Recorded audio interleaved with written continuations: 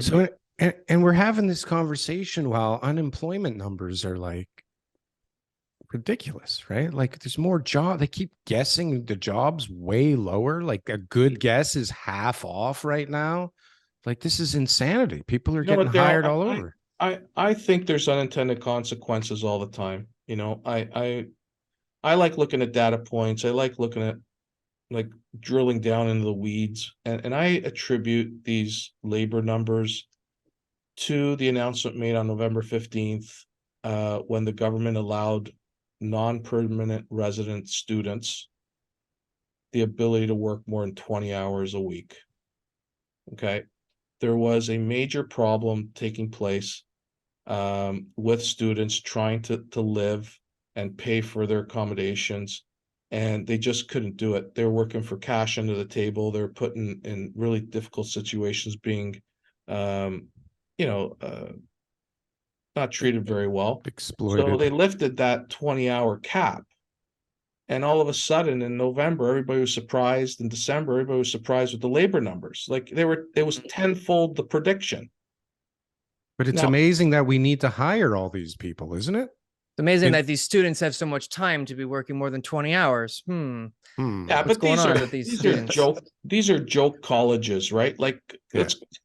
it's the way, it's a They're turnstile to get your portals. permanent residence, right? Yeah, Yeah, they're yeah. portals into the country. Come on, Yeah. like let's call a spade a spade. We're starting our own school for entry. But If you're where's listening all from the abroad, work? we've got a Canadian real estate show training program, and we'll fill out those forms. Message Daryl. But are we the ones hiring them too? Like who the hell, like where are all these jobs?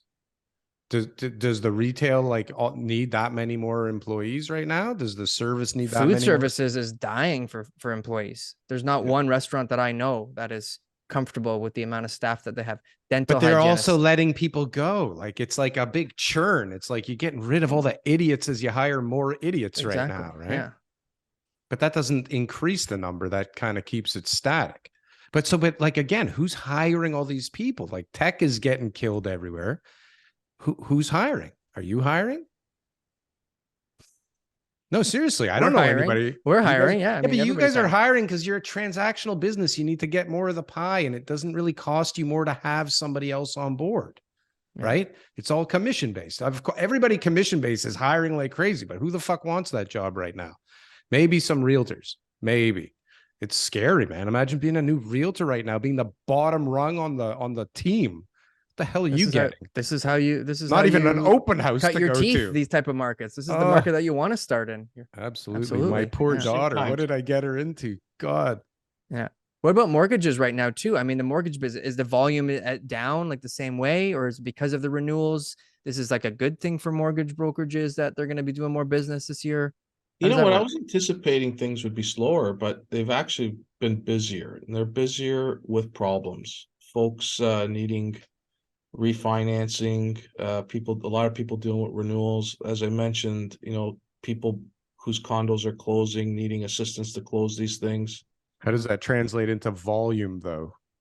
It is, we're busier. We're volume wise. We're ahead of last year. Wow. We're up about 23-25%. But it's tougher business. It's just a grind. We're moving down the scale.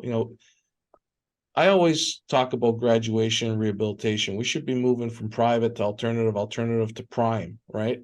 Instead, we're seeing everything go backwards. We're going prime to alternative to private, and private to private, and that's not a good sign. And those are people just hanging on, right? Hoping that their equity will get them through the day.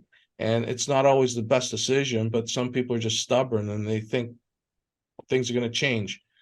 But we're dealing with appraisals not coming in. We're dealing with changing criteria.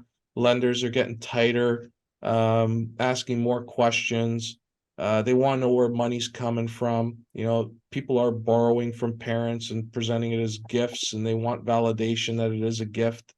It's getting tougher. Every deal's a grind, and it seems like there's 3 times the amount of effort going into every deal than you usually would need. And you know, a lot of that is dealing with expectation, right? People just can't see what's going on. And it's almost like they got blinders on in some cases, and you're trying to, you know, explain to them that your house isn't worth what you paid it. You know, like it's gone down, and like it's almost um surreal to them to think about it, because they never thought that that could happen. And I think they just, like I said at the beginning of the show, you know, they just got bad advice, and people weren't giving them the full picture of what could happen. And you know, in the past, there's always a very low probability of markets coming down, but the risk is there. And if it's not presented to people and explained, you're not doing them any justice, and helping them understand and properly assess the situation. So, you know, it's just a tougher business. You know, it's Saturday. I got to work, and I got files I got to deal with, and it's it is what it is. We'll get through it.